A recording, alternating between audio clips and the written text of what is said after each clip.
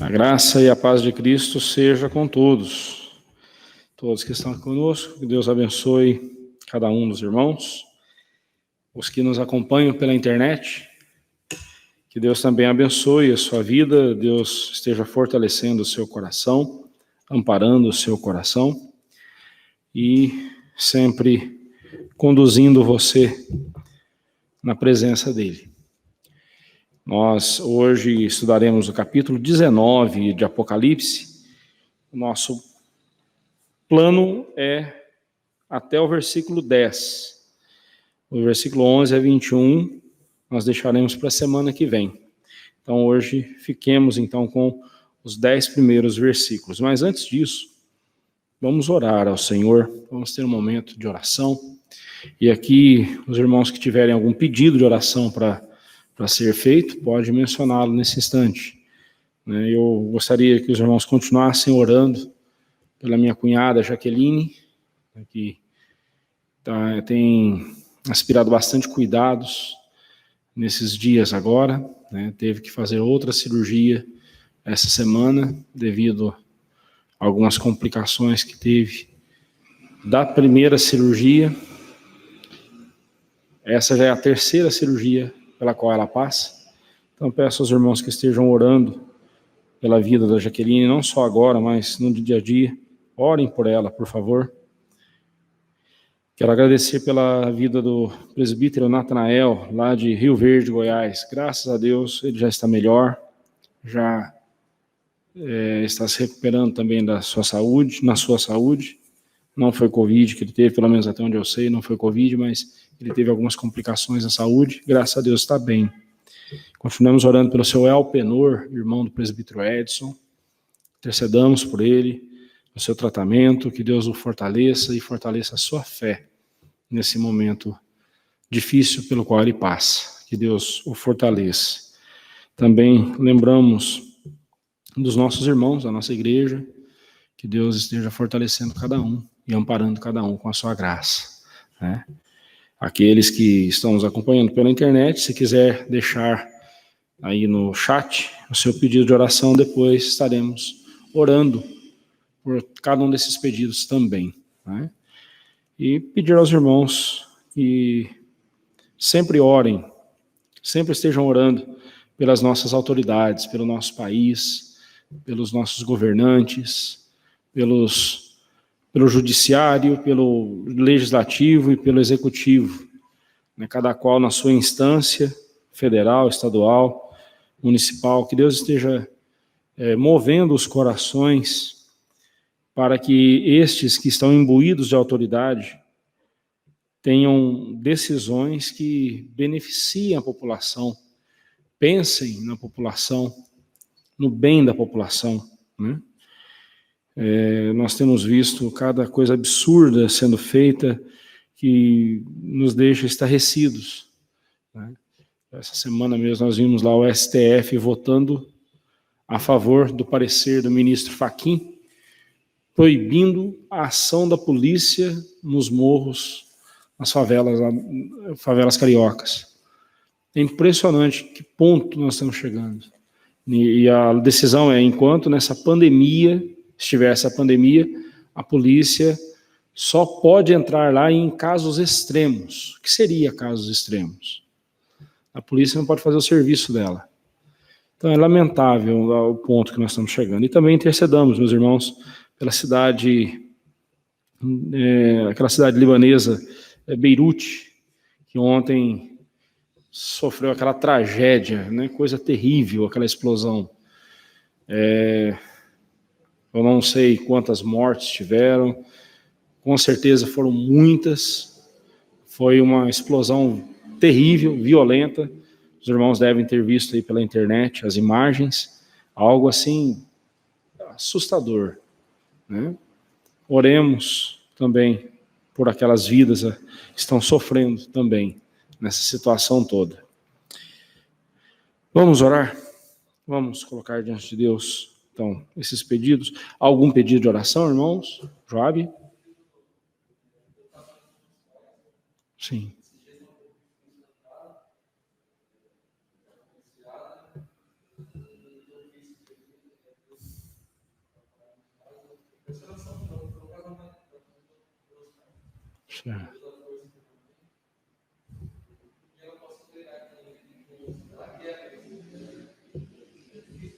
Sim.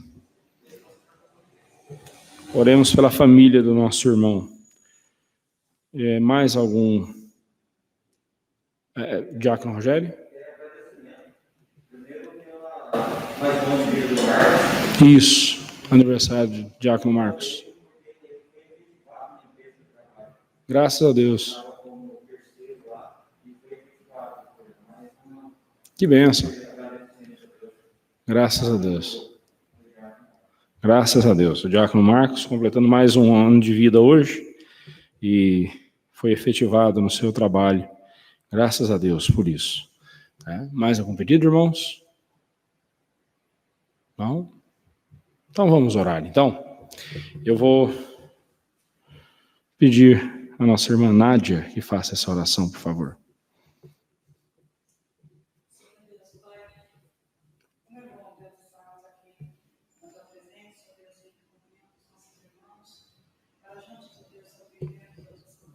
Sim, Pai. Ouvir, ó Deus, aquilo, as tuas verdades, ó Deus, os teus ensinamentos, ó Deus, que podem guiar os nossos passos, os nossos caminhos, ó Deus. Mesmo diante de tantas coisas que têm acontecido, Pai, mesmo diante de dias difíceis que temos passado, a tua palavra é a esperança que nós temos, ó Deus. O Senhor, ó Jesus Cristo, ó Deus, nos dá esperança, Deus, para vivermos este mundo. Te louvamos por isso. E também, ó Deus, com relação às nossas vidas, às nossas dificuldades, como é bom, Deus, podermos colocar diante do teu altar, certos, ó Deus, de que o Senhor está nos ouvindo, certo de que o Senhor tem o melhor para as nossas vidas, de que o Senhor está no controle de todas as coisas, Pai. Em especial agora, Deus, te louvamos pela vida da nossa irmã Jaqueline, por tudo que o Senhor tem feito nessa vida, Deus, pelos dias difíceis que ela tem passado, mas o Senhor tem sustentado a tua serva. Te pedimos que o Senhor continue a sustentando, Pai, o Eduardo também, seu esposo, Deus, abençoando, Deus, essa vida, e que eles possam, Deus, ser abraçados ali onde eles estão, Deus, e receber, Deus, através daqueles irmãos, a palavra de consolo, de esperança, de refrigério para suas almas, Pai. Sim. Muito obrigada, porque sabemos que o Senhor tem cuidado. Também, Deus, os demais pedidos que foram feitos aqui, Deus, nosso irmão João, nossa família, ó Deus, que a tua providência, Deus, chegue ali na caminhada, Deus, sabes tudo que eles têm passado, que o Senhor, ó Deus, coloque a tua mão de poder sobre aquelas vidas ali, ó Deus, derramando da tua graça, do teu poder, Pai. Sabemos que só o Senhor pode endireitar as feridas, Pai, por isso colocamos, ó Deus, aquelas vidas diante do teu altar, Pai, em especial a vida do seu Pai, Deus, derrame da tua graça, da tua bênção, da tua vida. Também te louvamos pela vida do Marcos, que completa mais um ano de vida. Muito obrigado, Deus, pela vida do teu servo. Também te agradecemos, ó Deus, porque ele foi efetivado no sonho dele. Te agradecemos por isso, Deus. Pedimos pela vida do céu, Senhor. Continue, Deus, abençoando essa vida também. O Senhor já tem abençoado, tem sustentado. Te agradecemos, ó Deus, pelas suas bênçãos, pelas suas misericórdias. Os demais irmãos também da nossa igreja, Pai, que estão em tratamento, que precisam da tua graça. Cuida, Senhor, de cada uma dessas vidas, ó Pai. E agora que nós iremos ouvir a tua palavra, Deus, fale aos nossos corações, ó Pai. Ajuda-nos, ó Deus, a compreendê-la cada vez melhor e ajuda-nos, ó Deus, a colocar em prática também. Perdoa, Senhor Deus, nossos pecados. É o que te pedimos, ó Deus, em nome de Jesus. Amém.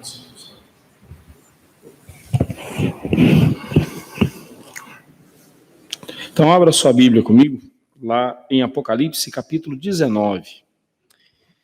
E o capítulo 19, ele encerra mais uma sessão do livro. Aqui no capítulo 19, nós temos as bodas do Cordeiro e a batalha final contra o Anticristo. Então, a batalha do Armagedon, que já foi anunciada, já foi estudada lá no capítulo 16. Mas aqui, novamente, veremos outros aspectos dessa grande batalha que haverá, né? Então, no capítulo 19, nós vamos dividir ele em duas partes. Do jeito que está aí na sua Bíblia, versículo 1 ao versículo 10, nós veremos as bodas do Cordeiro, e do versículo 21, 11 a 21, a batalha contra o anticristo. Então, a batalha do Armagedon. Este capítulo é o último da sessão que começou lá no capítulo 17. Estamos diante de uma das partes mais belas do livro do Apocalipse. Ela descreve para nós as bodas do Cordeiro, né, o casamento de Jesus com a sua igreja, né, que aqui é chamado de as bodas do Cordeiro. E, portanto, a vitória final de Cristo sobre o anticristo. A vitória de Cristo completa e final sobre todos os inimigos de sua igreja, dele e de sua igreja. Então vejamos, então, o que diz o texto. Os pecadores ímpios que têm a marca da besta já foram julgados. Nós vimos lá o capítulo 15 e 16. Babilônia, a grande meretriz, também já sofreu as consequências do seu pecado. Capítulo 17 e 18. E agora é a vez do anticristo, com as bestas, né, com as suas duas bestas, sofrerem e serem condenados. Capítulo 19, de 11 a 21, nós veremos isso semana que vem, né? Temos aqui o que sempre vemos no livro do Apocalipse, né? Aqueles interlúdios, naquele momento que está entre dois grandes eventos, um interlúdio de louvor, né? Um momento de adoração e louvor a Deus pelo que ele está fazendo. Então, esse belíssimo interlúdio que nós vemos aqui do versículo 1 ao versículo 10, ele nos apresenta o casamento de Cristo com a sua igreja, né? Então, vejamos, então. Antes de analisarmos cada um desses versículos, eu quero aqui ressaltar como eram os casamentos nos tempos antigos.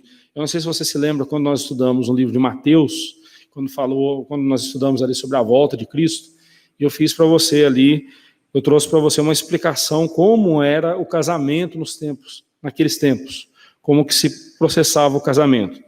E aqui eu vou repetir só para refrescar a sua memória.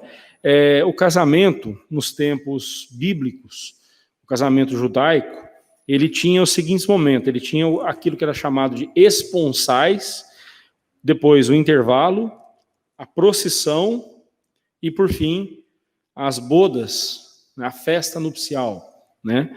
Então vamos lá, o que eram os esponsais, né? Nós distinguimos aqui esses seguintes elementos. O primeiro deles é o esponsal, ou os esponsais. Estes são considerados mais como obrigatórios que o nosso noivado. Então, se um homem se comprometesse com uma moça pelos esponsais naquele tempo, ele era considerado já marido dela.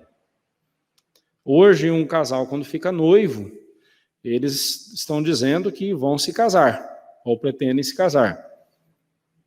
Naquele tempo, não. Quando o sujeito ficava noivo de uma moça, era certeza que ia se casar. Hoje não. Hoje se desmancha o noivado, da mesma forma que se desmancha o namoro, da mesma forma que se desmancha um casamento. Hoje é lamentável, né, a forma como é tratado, com banalidade, algo tão sério. Mas naquele tempo, não. Se um rapaz se comprometesse a se casar com uma moça, né, aqui nos esponsais, né, então ele já era casado com ela. Pela lei, ele já estava casado. Ainda que não tivesse consumado o casamento, mas já estava casado, né? Os termos do casamento, nesse momento, são aceitos na presença de testemunhas e a bênção de Deus é pronunciada sobre a união. Desse dia em diante, o noivo e a noiva são legalmente marido e mulher. Você pode ver isso lá em 2 Coríntios 11, 2. Em seguida, acontecia um intervalo de alguns meses entre os esponsais e as bodas, entre o casamento, as festas do casamento. Durante este intervalo, o noivo, ele paga ao pai da noiva o dote, se não tivesse feito isso antes, né? Às vezes ele pagava antes, mas se ele não, se ele se comprometeu com a moça, então o pai dizia: olha, tem um dote a ser pago, né? E ele, então, o noivo pagava o dote, né? Pagava o dote. Na nossa cultura é o contrário, né? Aliás, hoje nem isso tem mais, né?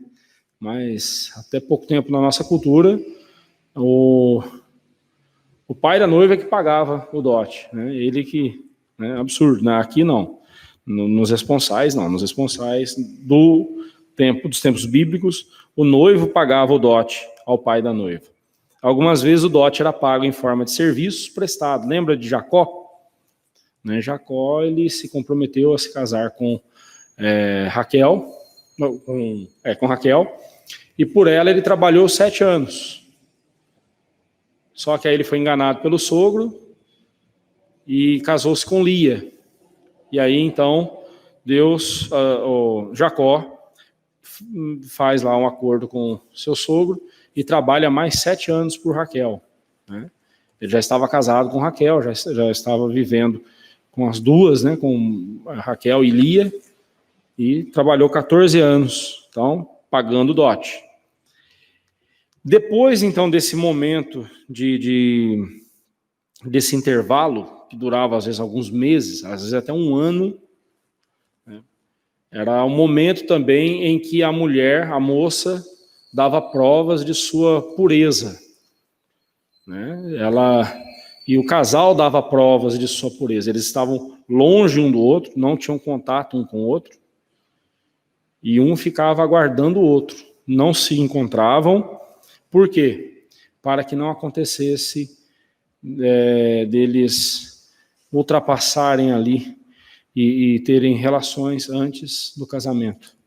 E a moça vir a engravidar, né? Se ela aparecesse grávida, o noivo estando longe, então a moça havia cometido adultério. Já era considerado adultério isso, né? Agora a gente entende um pouco o que passou, o que deve ter passado pela cabeça de José, o pai adotivo de Jesus, né? Quando ele descobre que Maria estava grávida, quando o texto lá diz que ele planejou deixá-la em secreto, ali deixar em secreto, não é que ele estava protegendo Maria, não, ele estava querendo abandonar Maria mesmo. Tanto é que o anjo vem e diz para ele: não, José, não faça isso. Porque o ser que está sendo gerado no ventre de sua esposa é obra do Espírito Santo, é a ação do Espírito Santo, né? E aí então José apaziguou seu coração diante de Deus. Então, vem o momento da procissão. Agora aqui estamos falando daquele momento ali onde acontece a festa do casamento. Só que antes da festa tinha a procissão, né, para encerrar aquele intervalo, aquela separação deles. No dia marcado pelas testemunhas ali, por todos ali, no dia marcado, o noivo, a esposa, se preparava e se adornava, né, ficava toda enfeitada, perfumada. O esposo, em seu melhor traje, e acompanhado por seus amigos, que cantavam e empunhavam os archortes. Os archortes eram lamparinas, né, tipo lamparina, né, que eles usavam para iluminação. Então, tinha todo um simbolismo, né, por trás disso. Então, eles vinham com as suas lamparinas, trazendo o noivo, né, e eles prosseguiam até o lar da noiva, e até a casa onde a noiva estava. Lá, a noiva recebia, ou melhor, o noivo recebia a noiva, e a levava consigo, novamente, acompanhados de uma procissão, agora ao lar deles, né, o futuro lar deles, ou ao lar dos pais do noivo. Acontecia muito isso naqueles tempos, dos filhos morarem junto com os pais, não na mesma casa, mas moravam ao redor, né? Ali eram clãs, né? Então eles viviam juntos ali. Em caso do esposo vir de longe, a festa era às vezes preparada no lar da esposa, da noiva. Por fim, acontecia as bodas, né? Que incluía a ceia nupcial. E essas festividades usuais duravam 7, ou às vezes até mais dias. Durava-se até mais de uma semana, né, as festas nupciais, né? Tudo isso era uma forma de dar testemunho de que o casamento havia acontecido. Era uma forma de testemunhar o casamento. Hoje, nós fazemos algo semelhante, mas com cartório, né? Com uma cerimônia religiosa, onde temos testemunhas, né? No cartório tem 2 testemunhas, pelo menos, assinando junto com os noivos. Então, é uma forma de dar publicidade a um compromisso, né? Então, tenha em mente esses 4 momentos: os esponsais, o intervalo, a procissão, né? Ali o cortejo do noivo e a noiva juntos com seus amigos, indo até o lugar onde aconteceria a festa, né? Então, esse 4º momento é a festa de casamento. Então, tenha em mente esses 4 momentos aqui, porque é o que é usado para descrever a volta de Cristo, né? Diante desses esclarecimentos, e podemos entender que a ilustração usada por João, a saber, o casamento, relaciona-se com os fatos referentes à segunda vinda de Cristo da seguinte forma: quem é o noivo? Aí, é o Senhor Jesus. Quem é a noiva? A igreja. O pai da noiva? Nosso Deus Pai, né? Pai do nosso Senhor Jesus Cristo também. O casamento estabelecido, né? O noivado foi estabelecido, né? Foi o plano da salvação e a encarnação de Jesus, a primeira vinda de Jesus. O dote pago pelo noivo, né? Jesus se sacrificou lá na cruz do Calvário pela igreja. Ele não morreu por todos, ele morreu pela igreja. A salvação não é universal. A salvação, ela é anunciada universalmente, ou seja, em todos os cantos da terra, porque em todos os cantos da terra existem eleitos de Deus. Mas a salvação não é para todos, a salvação é para os eleitos de Deus. A procissão do casamento é a segunda vinda de Cristo. Os companheiros do noivo, nós vimos lá em Mateus, quando estudamos Mateus, os companheiros do noivo, né, do Senhor Jesus, são os anjos que farão a separação dos salvos e dos ímpios. Na hora da ceifa, né, os anjos recolherão os filhos de Deus e separarão dos ímpios. O casamento consumado.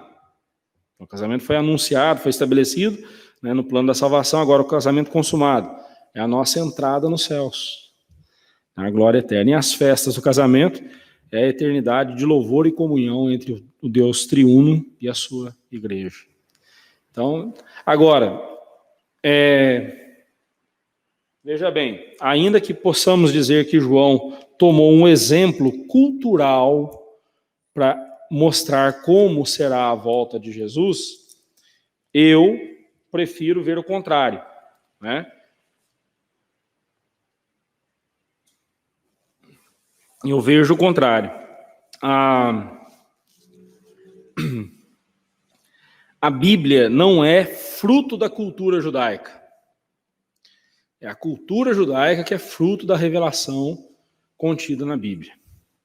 Então, o casamento dos judeus, né, nessa forma que eu mostrei para você, o casamento dos judeus é algo que está embasado na revelação de Cristo nas Escrituras.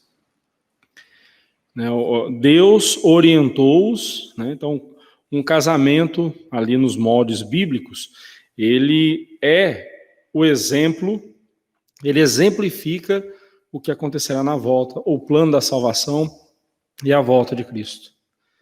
E não o contrário. Não é o plano da salvação, né, que segue o modelo do casamento, mas sim o casamento bíblico ali que segue o modelo da revelação de Deus para nós. Então, quando alguém disser para você que a Bíblia é fruto da cultura machista, patriarcal, judaica, você pode dizer para a pessoa justamente o contrário. A cultura judaica, toda a cultura judaica, ela surge da revelação de Deus na Escritura. Esse modelo de casamento que eu passei para você não era só nos dias ali do Novo Testamento. Era desde a Antiguidade, sempre foi assim, para o povo de Deus.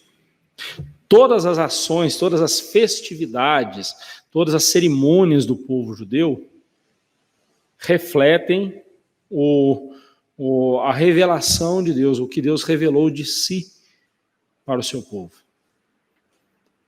Então, toda a cultura judaica, a cultura bíblica, né, especialmente não a de hoje, a cultura judaica hoje está uma bagunça, mas a cultura judaica bíblica, ela reflete a revelação de Deus.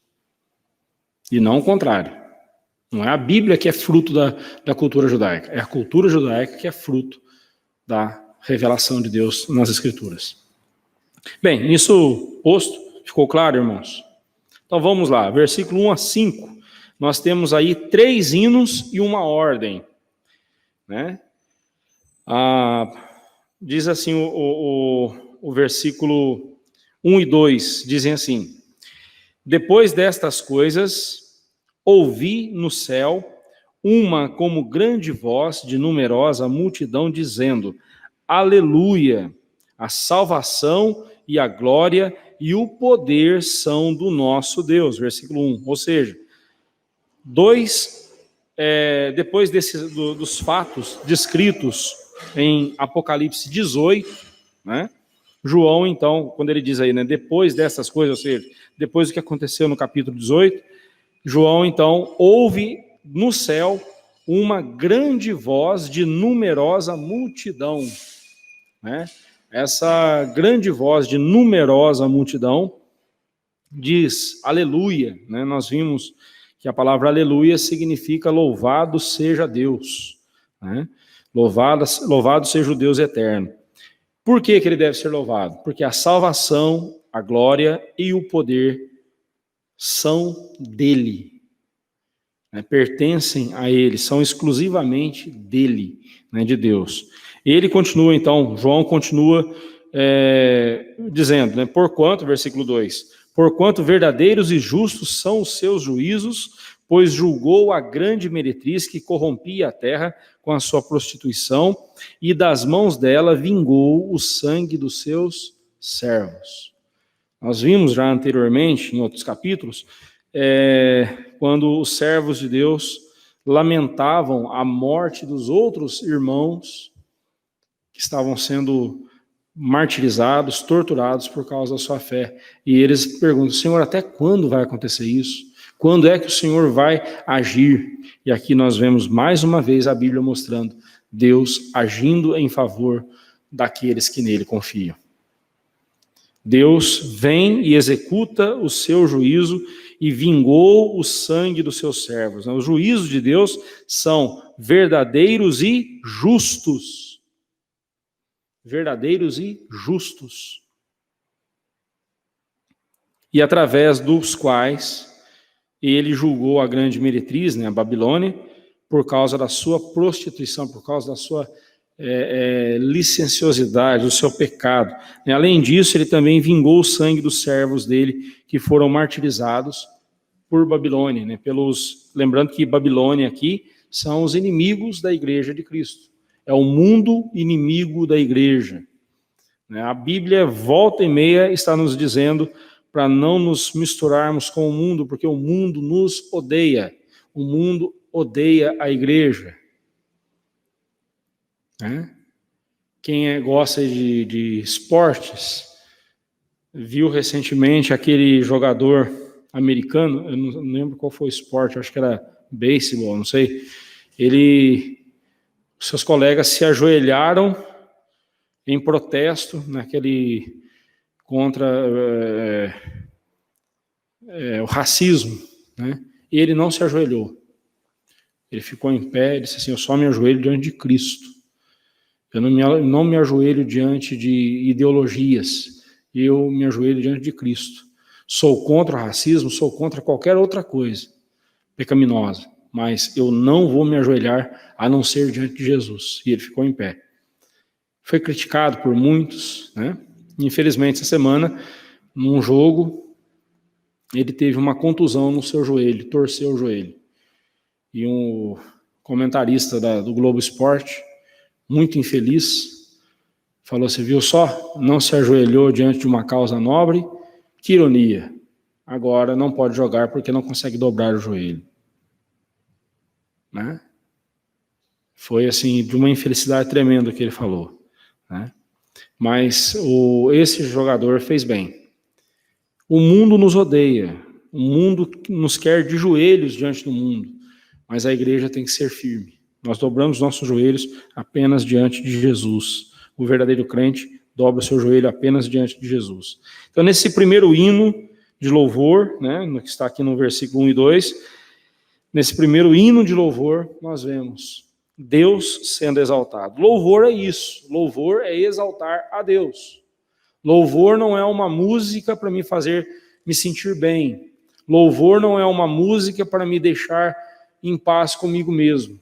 Louvor é uma expressão, é uma declaração, seja em forma de música, aqui foi em forma de um hino, seja em forma de uma oração.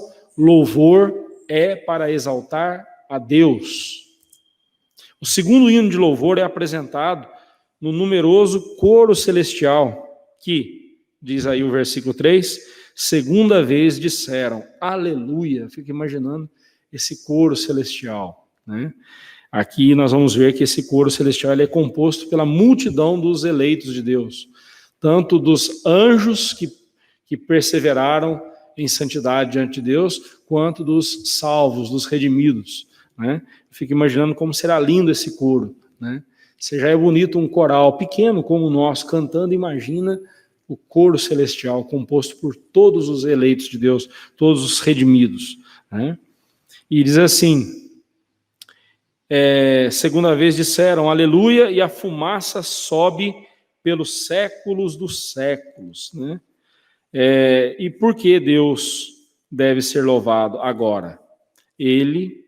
Porque ele não só julgou Babilônia, como também seu juízo sobre ela é eterno. A fumaça que sobe aí é a fumaça da destruição da Babilônia.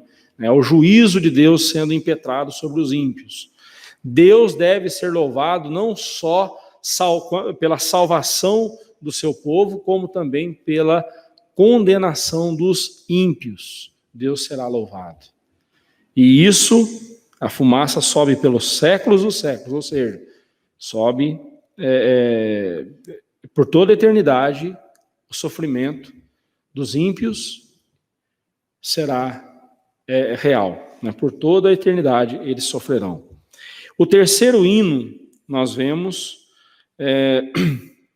o terceiro hino de louvor é entoado pela numerosa multidão composta pelos, diz o verso 4, os 24 anciãos e os 4 seres viventes prostraram-se e adoraram a Deus, que se acha sentado no trono, dizendo, amém, aleluia. Aqui nós temos a soma de todos os redimidos, de todas as eras, né? Os 24 anciãos, como eu já expliquei para você em outros estudos, simbolizam aí, esse número 24 anciãos, né? Simbolizam os eleitos, tanto do Antigo quanto do Novo Testamento, né? São todos os eleitos de Deus, de todas as eras. E todos os santos seres angelicais, né? Os 4 seres viventes simbolizam todos os anjos, todos os seres celestiais, né? Qualquer coisa, você volte lá no nosso comentário, nosso estudo, nos capítulos 4 e 5 de Apocalipse, onde nós estudamos sobre esses 24 seres, esses 24 anciãos e os 4 seres viventes ali, né? Eles dizem amém e aleluia. A concordância entre eles é expressa quando eles dizem amém, que quer dizer assim seja. Então, quando nós dizemos amém, a palavra amém significa assim seja. Nós concordamos, estamos de acordo com o que está sendo dito. Então eles dizem amém, aleluia, né? Aleluia significa louvado seja Deus. Eles concordam no louvor que eles prestam a Deus. Nós concordaremos uns com os outros e lá na glória eterna a nossa comunhão será cada vez mais intensificada justamente pelo fato de que lá adoraremos o mesmo Deus, estaremos no mesmo céu, louvando com o mesmo louvor, com a mesma comunhão, né? E lá, então, a comunhão será perfeita. Segue-se então aí agora uma ordem. No versículo 5 nós lemos: saiu uma voz do trono, exclamando: dai louvores ao nosso Deus, todos os seus servos, os que o temeis, os pequenos e os grandes. Esta ordem é dirigida aos que ainda estão sobre a terra. Aqui, na volta de Cristo, né? Então ele está ali, os servos dele ainda estão aqui na terra. E essa ordem é dada a nós, né, se estivermos naquele dia, se estivermos vivos, né, na volta de Cristo. Então essa ordem será dada aos crentes que estiverem aqui ainda nesse mundo, né? Contudo, o verdadeiro louvor parta dos lábios daqueles que o temem, e dentre estes estão pessoas de todas as classes, né, tanto pequenos como grandes. Nós que estamos neste mundo carecemos de constante exortação para louvarmos a Deus, e deixar de fazê-lo, portanto, é pecado, né?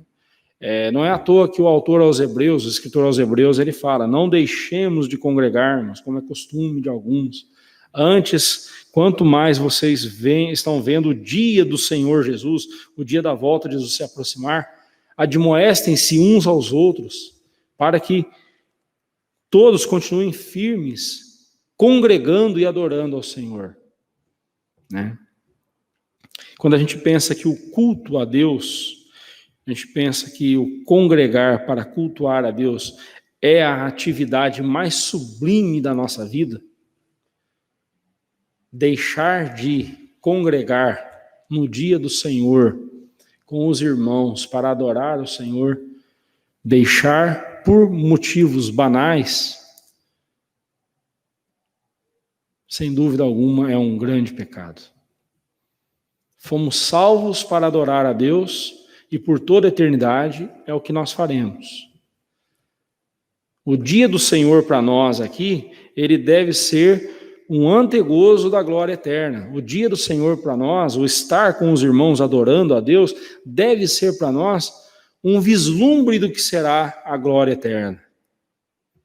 Deixar de congregar, portanto, é não levar em conta a grandeza da obra de Cristo e a esperança da glória eterna. Quem não tem prazer em estar com a igreja de Cristo aqui, não deve alimentar nenhuma esperança e nenhuma expectativa de estar na glória eterna com Cristo e a sua igreja.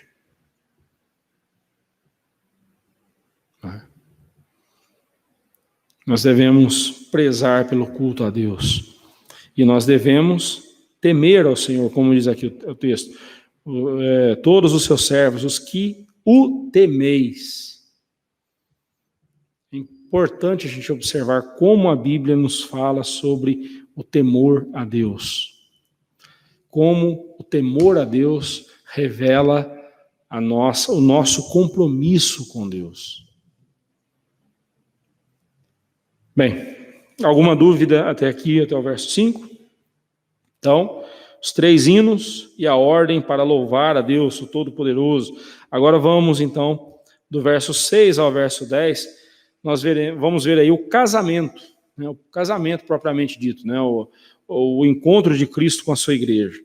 Diz o verso 6, então ouvi uma voz como de numerosa multidão, como de muitas águas e como de fortes trovões, dizendo: aleluia, pois reina o Senhor, nosso Deus, o Todo-Poderoso. A construção aqui da frase, aqui no versículo 6, é praticamente a mesma lá do versículo 1. Olha lá, vamos ler o versículo 1 de novo. Depois dessas coisas, ouvi no céu uma grande voz de numerosa multidão, dizendo: aleluia, a salvação e a glória e o poder são do nosso Deus. Praticamente a mesma verdade, né, foi dita aqui em outras palavras, mas até com as mesmas palavras praticamente, né? E isso nos mostra que João se refere ao mesmo grupo de pessoas, ele está olhando para o mesmo grupo de pessoas, ou seja, os redimidos. A unidade dessa multidão em louvar a Deus é tão coesa, né, tão unida, tão una, que amplifica o som do louvor, fazendo parecer como de muitas águas, como de fortes trovões. Né? A multidão cantando junto estremecia, né? Como se fosse fortes trovões, como se fosse o som de uma catarata, de uma cachoeira volumosa, um som estrondoso. Né? Semelhantemente, o versículo 6 apresenta uma tríplice descrição de Deus. Ele chama Deus de Senhor, nosso Deus e Todo-Poderoso. Tal como ele fez lá no versículo 1. Né? Descreveu Deus também de 3 formas. Né? A glória, o poder, a salvação, a glória e o poder são do nosso Deus. E aqui então ele diz, ele é o Senhor, ele é o nosso Deus, o Todo-Poderoso. Né? A gente pode até ver a relação com o versículo 1. Né? Quando ele diz, ele é o nosso Senhor, estamos falando aqui da sua glória. Quando diz que ele é o nosso Deus, né? Nós podemos ver aqui a salvação. Né? Nós o adoramos porque ele nos salvou. E ele é o Todo-Poderoso, né? Todo poder está nas mãos de Deus. É o poder, por isso ele é todo-poderoso. Alegremo-nos, diz o verso 7, alegremo-nos, exultemos e demos-lhe a glória, porque são chegadas as bodas do Cordeiro, cuja esposa a si mesma se ataviou, né? Se preparou, se vestiu adequadamente, né? Ou seja, este é o momento em que Cristo desce dos céus e nas alturas, conforme nós vemos lá em Colossenses, em 1 Tessalonicenses 4, 13 a 18, nós vamos ver daqui a pouquinho, Cristo desce dos céus e nas alturas, sem pisar aqui, ali nos ares, nós nos encontraremos com ele e todos juntos subiremos, nós temos aí a procissão, né, para o céu de glória. Em lá chegando, iniciar-se-á as bodas do Cordeiro, ou seja, a união eterna entre Cristo e a igreja, a festa eterna nos céus.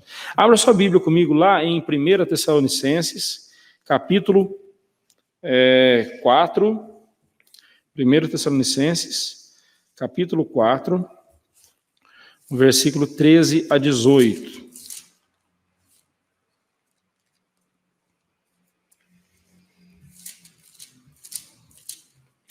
Aqui nós temos uma descrição em ordem, como será a volta de Cristo, ou do que acontecerá no dia da volta de Cristo.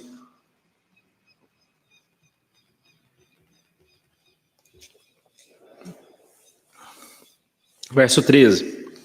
O apóstolo Paulo, falando àqueles irmãos de Tessalônica, ele diz assim, não queremos, porém, irmãos, que sejais ignorantes com respeito aos que dormem, né? Aos que morreram, para não vos entristecerdes como os demais que não têm esperança. Aqui, então, ele vai falar da volta de Cristo, da ressurreição, a nossa esperança. O crente tem a esperança de que a cova, a morte, não tem a última palavra, mas sim Deus. Olha que bendita esperança. Ele diz, pois se cremos que Jesus morreu e ressuscitou, assim também Deus, mediante Jesus, trará em sua companhia os que dormem, né, os que morreram. Jesus, no dia da sua vinda, sua volta, ele vai dar a ordem e vai ressuscitar os irmãos que estiverem mortos. Vai ressuscitá-los primeiro. Por isso Paulo continua, ora, ainda vos declaramos por palavra do Senhor isto. Quer dizer, quem disse isso para Paulo foi o Senhor Jesus. Nós, os vivos, os que ficarmos até a vinda do Senhor, de modo algum precederemos os que dormem. Paulo tinha a esperança de que a volta de Cristo se desse naqueles dias. Por isso que ele fala, nós, os vivos. Ele esperava estar vivo no dia da volta de Cristo. Mal sabia Paulo que ia durar muito mais tempo para Jesus voltar, né? Então, mas os que estiverem vivos naquele dia, eles não precederão, eles não irão na frente, eles não receberão a transformação antes dos que estiverem mortos serem ressuscitados.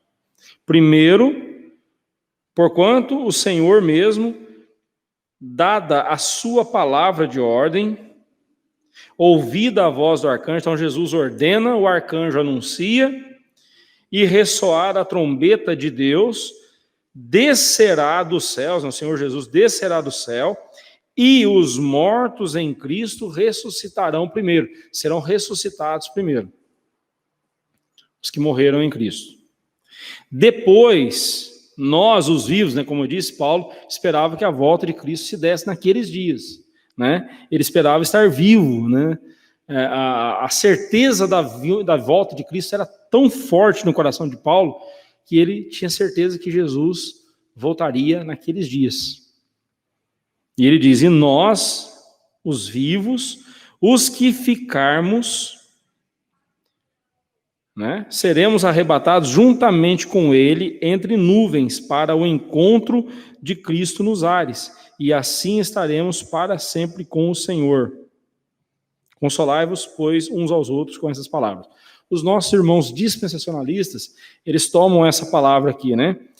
E depois nós, os vivos, os que ficarmos, eles pegam essa expressão, os que ficarmos, e para dizer que será em duas etapas. Não, mas o texto aqui é tão claro, está falando aqui que tudo será num momento só. Será num momento só, não tem esse negócio de Cristo vir secretamente, depois ele volta e aí leva todo mundo. Não tem esse negócio de 7 anos, não tem nada disso.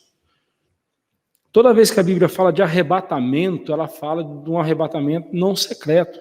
Ela fala de algo visível, todo olho verá. E isso vai acontecer, né? Tudo que está aqui vai acontecer no mesmo momento. Né? Paulo fala de que seremos transformados num abrir e fechar de olhos. Depois você lê, é muita coisa para a gente ler, aqui agora não vai dar tempo, mas você pode ler depois o restante aqui, o capítulo 5, mas também 1 Coríntios 15. Ali em 1 Coríntios 15 ele também vai falar sobre a volta de Cristo. Então nós seremos transformados num abrir e fechar de olhos, nós seremos transformados e levados, né, à presença de Cristo. E ali nos ares, nos encontraremos com Cristo. E em seguida, então, acontece o julgamento dos ímpios, o juízo final.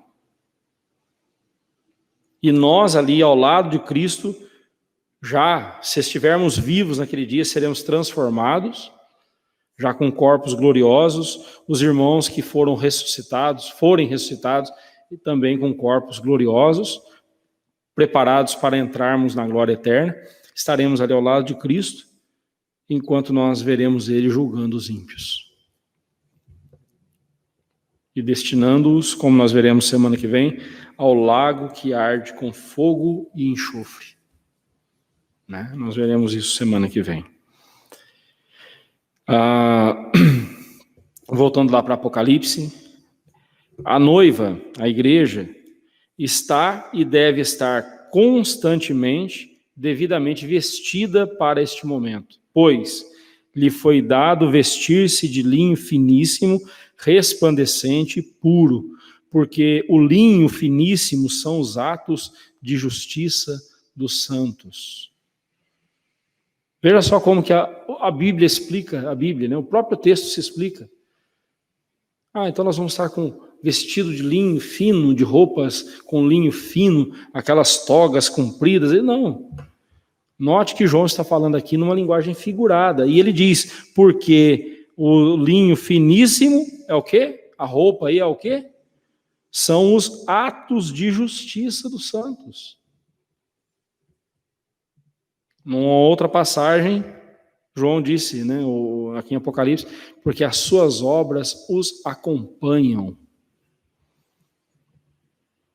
As nossas obras de justiça, domingo eu estarei pregando sobre isso, no Salmo 119, do versículo 121 a 128, sobre a justiça de Deus. Estar vestido de linho fino, né, com esses atos de justiça, significa estarmos revestidos com a justiça de Jesus. Não é porque você fez as coisas certinhas que você vai ser salvo. Não é salvação pelas obras que a Bíblia está dizendo aqui. Não. Esses atos de justiça dos santos só existem por causa do sacrifício de Jesus, por causa do dote que ele pagou por nós. É a justiça de Cristo que nos torna justos. Os atavios, né, os enfeites e adornos, as vestes de linho fino, finíssimo, né, resplandecente e puro, são os atos de justiça dos santos, né, da igreja. Não uma justiça própria, mas uma justiça proveniente da justiça de Deus, conforme nós vemos lá no versículo 2. Justos, verdadeiros e justos são os teus juízos. Nós precisamos entender que a obra da salvação que Deus realizou em nós, ela nos leva a agir de conformidade com o caráter de Deus. Por que nós somos justos? Por que as nossas obras são justas? Porque nós somos bons? Não. Porque Deus nos revestiu com a justiça de Jesus e então nós refletimos o caráter de Jesus. Por isso que não soa totalmente incoerente, por isso que é inconcebível um crente ser injusto nas suas obras. Um crente ser injusto no seu comportamento. E quando eu falo ser injusto, não estou falando só aqui de retribuição. Quando eu falo aqui de injustiça, é qualquer ato que não esteja de acordo com a lei de Deus. Qualquer atitude nossa que esteja contrária à lei de Deus. Ou seja, qualquer pecado que cometermos, ele depõe contra a justiça de Deus. Como é que eu digo que eu sou filho de Deus e as minhas ações não refletem o caráter de Deus? É inconcebível isso. Por isso que não existe esse negócio, não, eu serei crente do jeito que eu quiser ser. Eu não tenho que ficar seguindo norma de ninguém, norma de igreja, de pastor, de Bíblia. Não. Eu vivo a minha fé do meu jeito. Não tem valor nenhum para Deus. Por mais sincero que você seja. Né? Versículo 9. Então me falou o anjo, escreve, bem-aventurados aqueles que são chamados à ceia das bodas do Cordeiro. Felizes eternamente são os salvos. E acrescentou, estas são as verdadeiras palavras de Deus. Eu vou citar aqui William Hendriksen, ele explicando esse versículo, ele diz o seguinte: a festa continua, não apenas 1 ou 2 semanas, como acontece aqui com os casamentos, né? Porém, por toda a eternidade. Esta festa é o clímax de todo esse processo por meio do qual o noivo, Cristo, vem para a noiva, a igreja. É o alvo e propósito desta sempre crescente intimidade, união, companheirismo e comunhão entre o Redentor e os redimidos. Né? A glória eterna é o alvo de Cristo para nós. Passarmos a eternidade toda em louvor e glória, em louvor a Cristo por sua glória. Em Cristo a noiva foi eleita desde a eternidade. Ao longo de toda a dispensação do Antigo Testamento, as bodas foram anunciadas. Em seguida, o Filho de Deus assumiu nossa carne e sangue, né? Foram os esponsais. Tomaram, então, lugar. O preço no dote foi pago no Calvário. E agora, após um intervalo, né, entre a primeira e a segunda vinda de Cristo, que aos olhos de Deus é apenas um pouco de tempo, como diz ali o texto, é um pouco de tempo, o noivo retorna e chegaram as bodas do Cordeiro. A igreja na terra anela por esse momento, da mesma forma que a igreja no céu. Então, estaremos todos com ele para todo sempre. Será uma santa, bendita e eterna comunhão. A mais plena realização de todas as promessas do Evangelho. Por isso que João fala, Estas são as verdadeiras palavras de Deus. O Evangelho, né? No inglês, né? Godspell, né? De onde vem a palavra gospel, né? Godspell, né? A palavra de Deus, né? O Evangelho é a palavra de Deus para nós. É a mensagem de Deus para nós. E eu acho muito maravilhoso quando o Hendrickson coloca que a igreja aqui na terra e a igreja lá no céu, né? A igreja militante e a igreja triunfante, né? Elas se unem no mesmo propósito, almejando o dia em que toda a igreja estará reunida a Cristo Jesus. E eu fico imaginando esse dia, como será. Irmãos, nós devemos almejar esse dia. Não deve haver para nós um dia mais esperado da nossa vida que o dia da volta de Cristo. Hoje ela já está uma mocinha, mas eu lembro da Ana Cristina, até o ano passado, né? O dia mais esperado para ela era o dia do aniversário dela. Quando era pequenininha, então, ela mal fazia o aniversário, já começava a contar o outro, né? Acho que toda criança é assim, né? E fica contando os dias para chegar ao aniversário. Nós devemos ter em nosso coração algo muito mais intenso do que uma criança desejando o dia do seu aniversário. Nós devemos ter em nosso coração algo muito mais intenso pela volta de Cristo. Porque é o dia do nosso casamento. Eu lembro do dia do meu casamento com a minha esposa. Foi um dia maravilhoso na minha vida.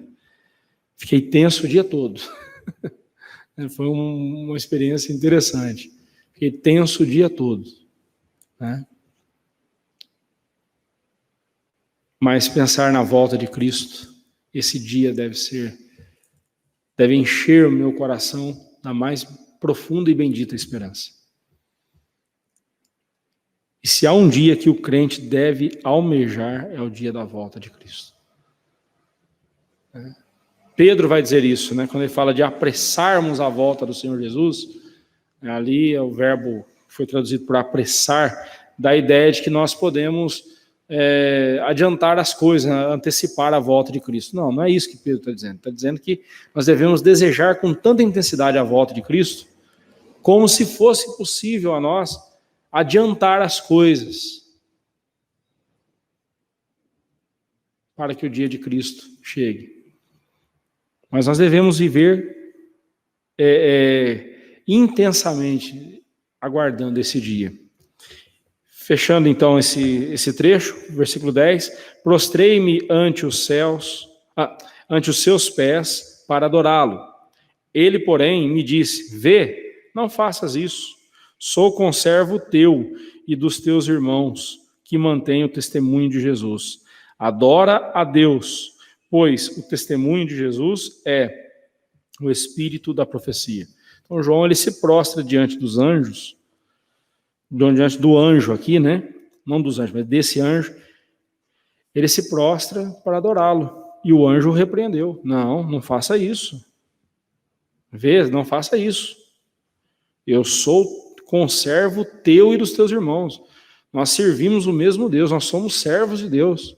Eu sou um anjo, você é um homem, mas nós somos servos de Deus. Para com isso.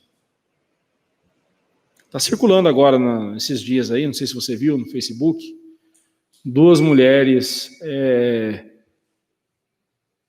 que dizem estar vendo um anjo lá no rio, em cima do rio, e elas entram em delírio, né?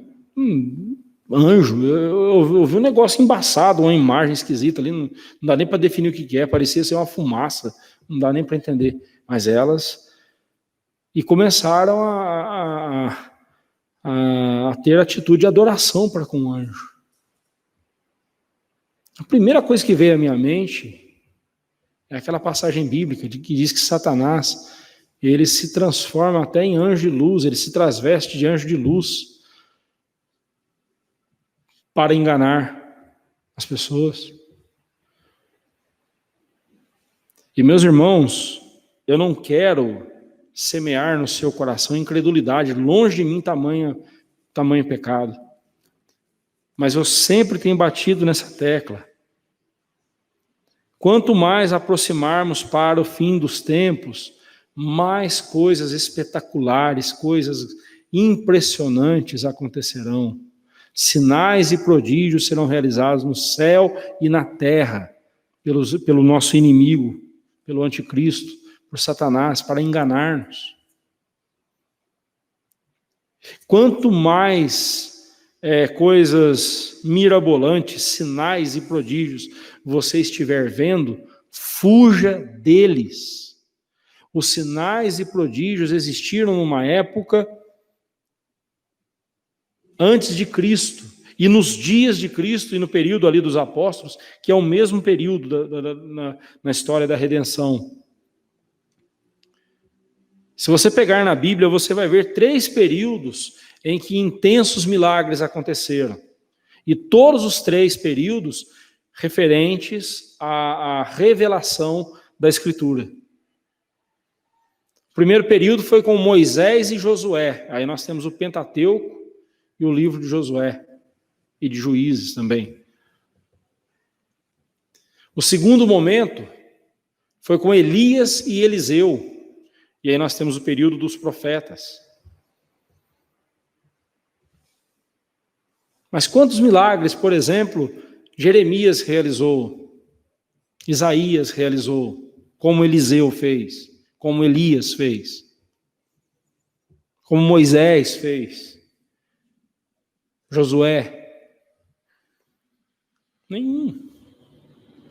E o último momento é Cristo e os apóstolos, a era apostólica, o começo da igreja,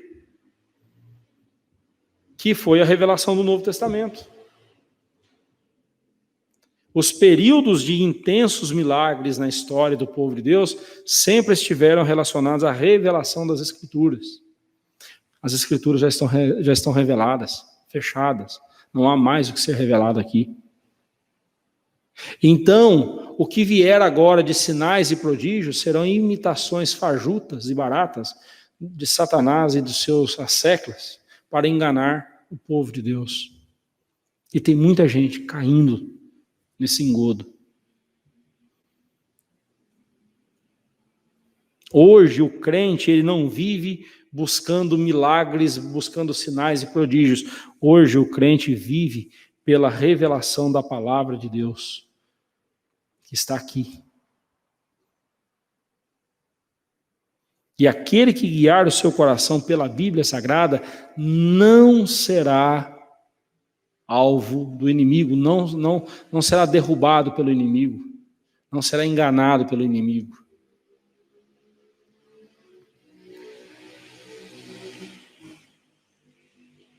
Pastor, mas você não pode julgar a experiência daquelas 2 irmãzinhas que elas acharam ter visto o anjo lá e estavam adorando. Não, posso julgar sim. Aquilo é errado. Esse anjo, quando João se prostrou diante dele, o anjo levanta, para com isso. Eu não mereço a adoração, eu sou conservo teu, eu sou servo junto com você. Servimos ao mesmo Deus. Para com isso. Nos tempos em que vivemos, a adoração e a evocação a anjos é uma prática cada vez mais constante entre os ímpios e, infelizmente, dentro de muitas igrejas.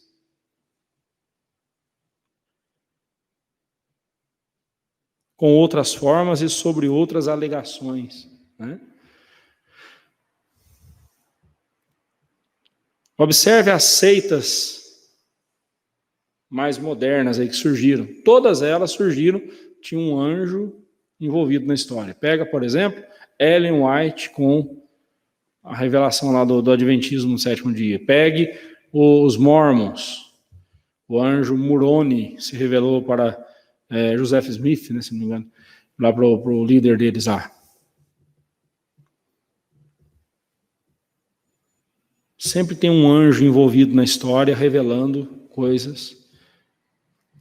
Pegue as canções dos adventistas, muitas das canções deles, falando de anjos,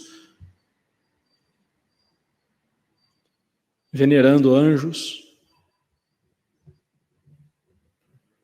Dentro de muitas igrejas evangélicas, a prática de anjos da guarda Tem muita igreja que crê, muita igreja evangélica que crê nesse negócio de anjo da guarda. Eu lá quero saber de anjo. A Bíblia diz que os anjos são ministros de Deus a nosso favor. Agora eu lá quero saber qual anjo que é o meu, que está comigo, se tem. Não. Minha conversa é direto com Jesus, assim como você. Nossa conversa é direto com Jesus.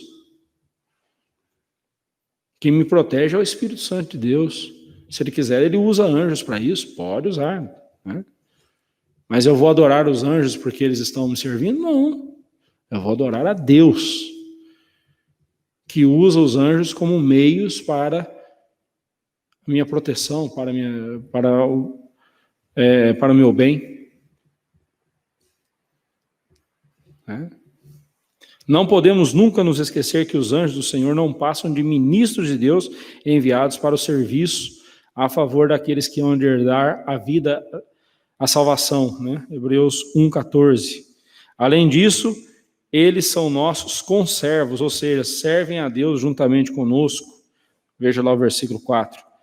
Portanto, tributar-lhes louvor, ainda que sejam seres gloriosos, é prova de insensatez. Não caia nessa insensatez. Pois o testemunho, diz aí o finalzinho do versículo 10, né? Pois o testemunho de Jesus é o espírito da profecia. Cito novamente Hendriksen, ele diz o seguinte: o espírito é o conteúdo interior de toda a verdadeira profecia. Então, quando ele fala que o testemunho de Jesus é o espírito da profecia, é o conteúdo da profecia. O testemunho de Jesus é o conteúdo da profecia. Ou seja, da Bíblia toda, né? É o testemunho de Jesus, o testemunho que ele nos revelou. Esta revelação que ele nos deu não nos permite adorar a ninguém mais senão a Deus. Lembra lá da tentação de Jesus? Quando Satanás quis que Jesus o adorasse, ele disse: adorará somente a Deus, somente a ele prestarás culto. Jesus estava recorrendo à lei, aos 10 mandamentos. Não terás outros deuses diante de mim. Não adorarás nada, nenhuma imagem do que há em cima no céu, embaixo na terra. Não adorarás. Não farás imagem de escultura e nem a adorarás.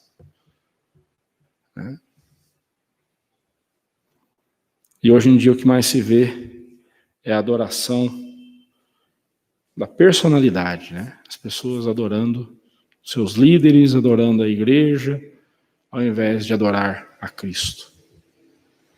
Deus nos livre disso. Semana que vem nós continuaremos e falaremos sobre a batalha final contra o anticristo, versículo 11 a 21. Alguma pergunta sobre os 10 primeiros versículos que vimos hoje? Algum comentário? Não? Se não, nos coloquemos em pé e vamos encerrar então o nosso estudo com uma oração. Bendito Deus, primeiramente nós te louvamos, porque não merecemos jamais nada relacionado à tua glória. Mas o Senhor, por tua bondade e misericórdia, nos salvou. Por tua bondade e misericórdia e fidelidade, nos promete buscar e nos levar para si. Santo Deus, que essa bendita esperança nunca se apague em nosso coração e que o nosso coração jamais troque o desejo de ver Cristo voltando por entre as nuvens nos buscar. Não troque esse desejo por nenhum outro nessa vida, Senhor Deus. Faça-nos cada vez mais firmes nessa promessa, nessa esperança. E quando a tristeza, a angústia bater à porta do nosso coração, que sejamos lembrados pelo Teu Santo Espírito de que não somos desse mundo, aqui estamos de passagem. O nosso lugar é com Cristo e com os nossos irmãos por toda a eternidade. Obrigado, Senhor, mais uma vez, por essa bendita esperança. E nós te louvamos e te bendizemos, em nome de Jesus. Amém, Senhor Deus. Deus abençoe a todos, obrigado a todos que participaram aí de casa, acompanharam o nosso estudo. Lembrando, domingo nós teremos o nosso culto às 18 horas, culto de louvor ao Senhor. Se você puder estar aqui conosco, lembrando que nós temos um limite, né, para participar aqui, o limite de pessoas que podem estar aqui, né? Use a sua máscara, álcool em gel e venha participar conosco do culto domingo. Ou então acompanhe de casa. Que Deus abençoe a todos e tenha uma noite abençoada em nome de Jesus. Amém.